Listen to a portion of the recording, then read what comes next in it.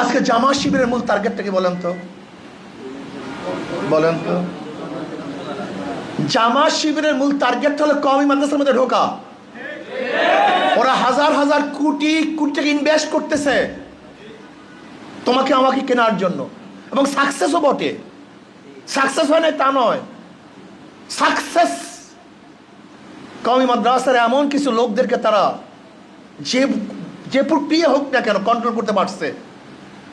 ওই জামাতের ভাষায় তারা কথা বলে।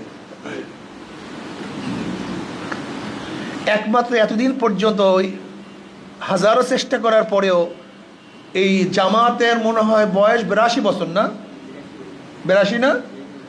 এই 82 বছর পর্যন্ত কওমি মাদ্রাসা ঢুকতে পারে নাই।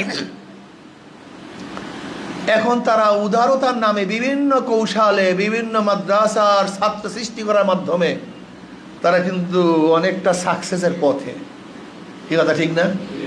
তবে বিশ্বাস করি যারা আহলে দেওবন্দ, যারা হুসাইন আহমদ মদনী রহমতুল্লাহ আলীকে মহাব্বত করেন, আল্লামা শফি রহমতুল্লাহকে মহাব্বত করেন, যারা কাসেম নাদুর রহমতুল্লাহকে মহাব্বত করেন, রশিদ আহমদ গঙ্গি রহমতুল্লাহ আলাইহির অনুসরণ করেন, যারা তাকওয়া ভিত্তিক তাসাউফ ভিত্তিক, এদেরকে হাজারো টাকা অর্থ ক্ষমতা দিয়ে কেউ কোনোদিন কন্ট্রোল করতে পারে নাই, পারবেও না ইনশাআল্লাহ। কেউ কোনোদিন পারে নাই, পারবে না, কেউ কোনোদিন না। এরা ক্ষমতা অর্থকে লাথি মারে, এরা দিনকে প্রাধান্য দেয়। এই বিশ্বাস আমার আছে।